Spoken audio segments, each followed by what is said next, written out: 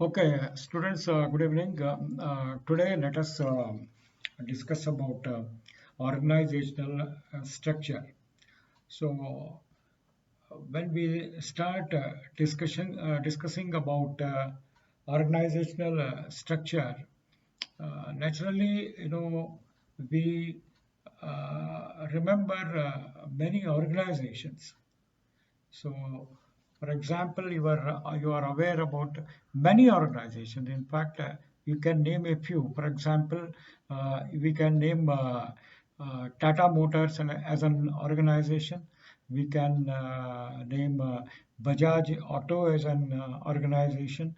We can name Infosys as an organization, and we can name Mahindra and Mahindra, who manufacture cars, as another organization. So like that, you can go on thinking about many organizations. So let us today have a look at what are organizations and what is organizational structure. So we have just now understood that there are different types of organizations. I named a few. I named, for example, Tata Motors. They are into manufacturing of vehicles. I named Infosys. It is an information technology IT company, right?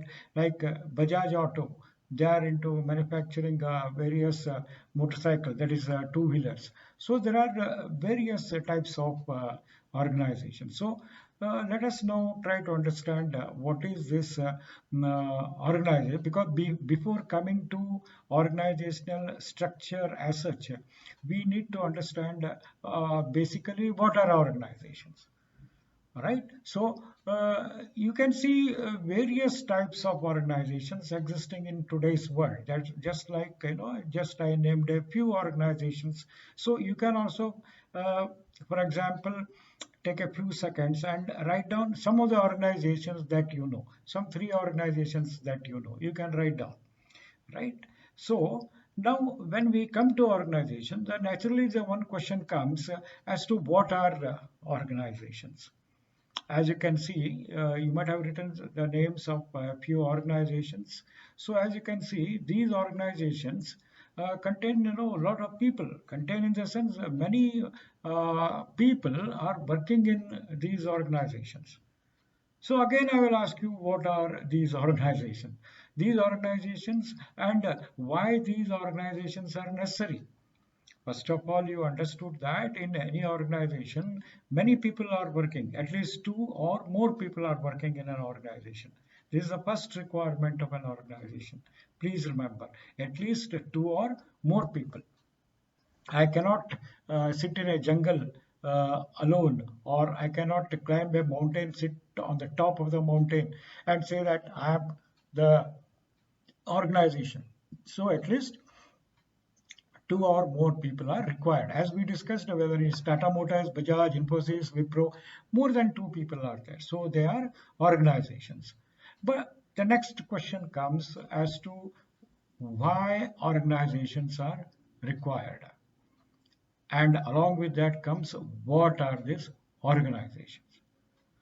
So organizations are basically, what I should say, that consciously coordinated social entities, consciously coordinated or deliberately created social entities.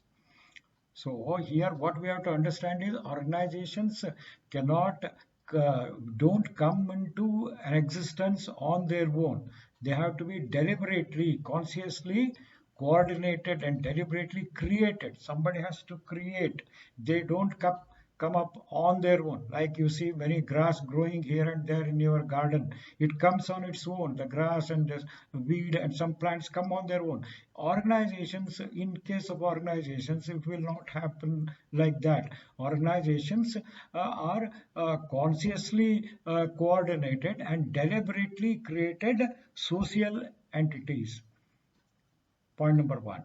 Secondly, organizations have a relatively identifiable boundary, relatively identifiable. To some extent you cannot 100% make out what is the boundary wall of an organization, but at least to some extent you can make, on a relatively relative basis, you can identify the boundary of an organization.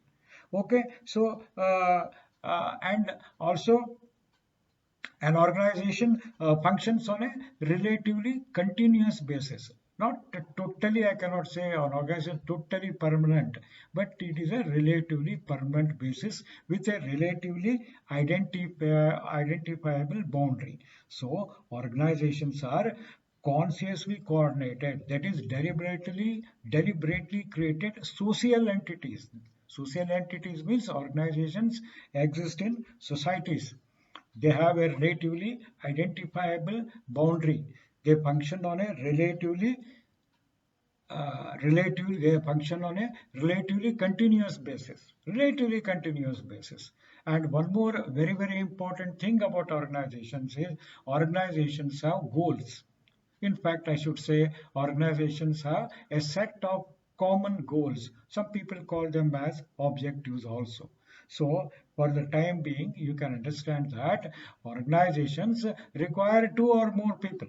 First of all, what is an organization? We discuss so many types of organizations like Bajaj, Tata Motors, Mahindra and Mahindra Company, Infosys, TCS. So many organizations are there, right? You can also name many organizations. So all these organizations have two or more people. I cannot sit alone and say that I am an organization. So two or more people, and they are consciously coordinated. That is, they are deliberately created social entities.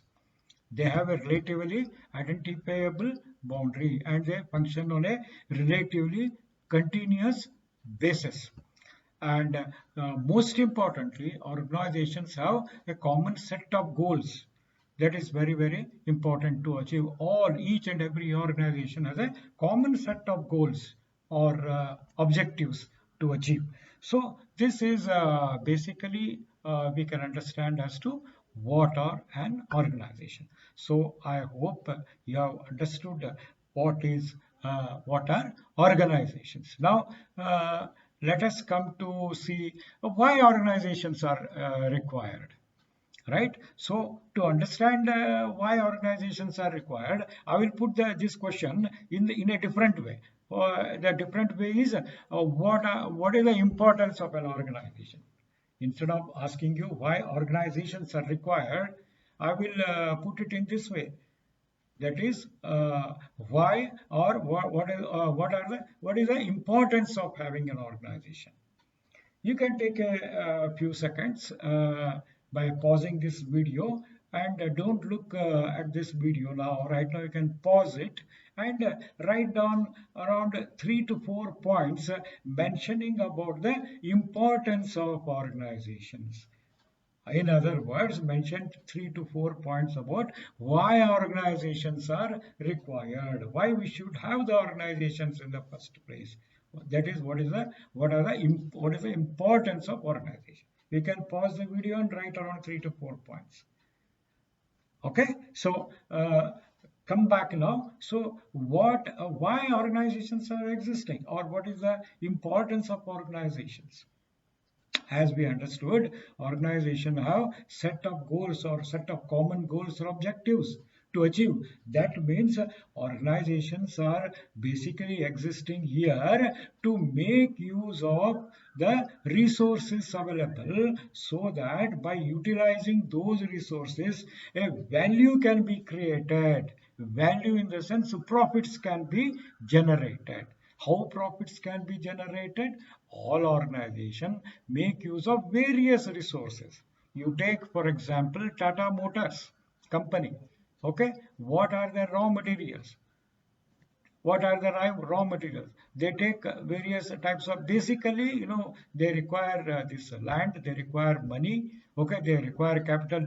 Okay, that is money. And they require men, people are required. So when these are required, they take one more input, one more resource as a technology, and various other types of resources they will utilize. Okay, and by applying all these inputs, Okay, the input can be technology, the input can be capital, that is money, the input can be people, or the input can be various types of raw materials. For example, iron, steel, or whatever. So they put all these raw materials, all these inputs. I will again repeat what are the inputs that the organizations use. Various types of resources. For example, money is a resource. Human power, that is manpower, human resource is one resource. Capital is a resource, that is money is a resource, land is a resource, various types of raw materials, chemicals, minerals, so many things. They're all resource, they're all inputs. So they make organizations make use of all these various types of inputs, okay, and they convert that input into output. What is the output? Output is the economic value creation by organization. Or in simple terms, we can say that organizations create profit because we have understood that organizations exist, to create value. We have understood that value is nothing but profit. So, organizations create value for the owners who own these organizations. That is number one. That is how we have got various products and services available in the society, because many organizations make utilization of these raw materials, capital, that is money, other raw materials like, say, for example, iron, steel, land, all these things they utilize, and they convert this input into output, and the output are profits for the organization, and for the society they create products and services. That is how overall an organization creates value both for the owners and the employees as well as to the society. One more input that organizations create is what? One more input the organizations create, and that is what we call as taxes. Organizations will have to pay various types of taxes to the government. When they create their output in terms of products and services, government will also get a lot of tax collection, lot of revenue is created by these organizations. Also, when organizations are existing, there is a lot of scope for innovation and creativity, because many people are working in an organization. So that is one more thing that is required. Today's organizations are global. They are operating in global markets. There is a lot of competition. So when a lot of competition is there, organizations have to be more innovative. They have to come out with more and more creative and innovative products and services. That is all possible when an organization comes into an existence. And one more thing is, organizations are existing because organizations have a structure, and which helps in coordination of various functions. That is how organizations are required for the smooth functioning of an organization, because organizations have a typical type of